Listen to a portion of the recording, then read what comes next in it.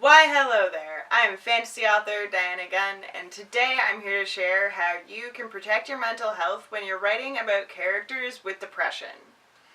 Before we dive into this, I do want to remind you that I am not a medical professional of any kind. These are simply the strategies that have worked for me in my own healing journey, and they're meant to be used in conjunction with medical treatment, not as an alternative to medical treatment. If you are struggling right now, please seek help. Last week I shared how writing Riana's journey to overcome her trauma helped me in my own healing journey, and how writing characters with depression can help you in your healing journey as well. But it's also important to note that writing about characters with depression can be dangerous, especially if you are currently struggling with a bout of depression yourself. A character's obsessive dark thoughts can easily leak into your obsessive dark thoughts and make them more powerful, and make what you're experiencing much worse. And even when you're healthy, writing about characters with depression or another mental illness can sometimes trigger an episode in you. As a survivor of PTSD, I have given myself flashbacks while writing scenes before, and it's terrifying. I strongly suggest you avoid writing these stories altogether unless you have a strong support system in place, because even when it is a part of your healing journey, it is going to be painful. The first step in protecting your mental health when you write about characters with depression is to understand what your triggers are.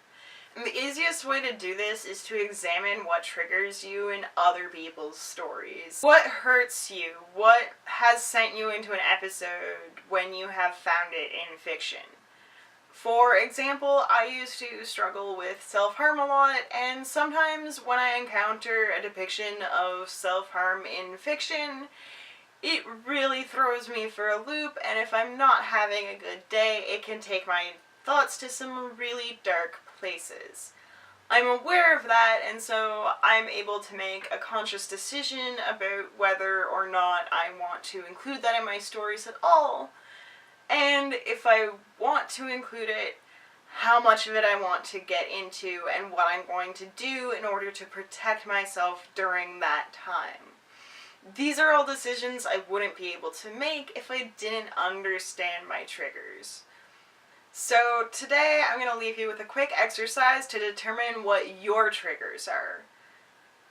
All you need for this exercise is 10 minutes and a pen and a piece of paper or whatever writing software you prefer. And I want you to write at the top of the page, "What in fiction hurts me?" And then write as many different answers to that question as you can come up with.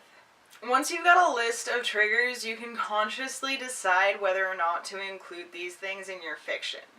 And if you choose to include them in your fiction, you can decide what precautions you will take to keep yourself safe when you're writing about these things. You'll probably notice that some items are hard to even write down in the list. These are the triggers that you should absolutely avoid writing about if at all possible, because these are the things that are most likely to send you into a downward spiral. And these are the things that are probably also going to take the longest to write, and this might lead to delays in any publishing schedule you have or anything else like that. Unfortunately, sometimes we have to discover our triggers the hard way, and for some of us who are pantsers, we might not realize we're going to write a triggering scene until we're halfway through writing it. So next week I'm going to talk about what you can do when you encounter a triggering scene during the drafting process to continue to protect yourself and stay safe. In the meantime, I would love to hear your thoughts and questions about writing characters with mental illness. Please do share them with me in the comments section below. I always enjoy hearing from you, and of course, if you enjoyed this video, please don't forget to subscribe.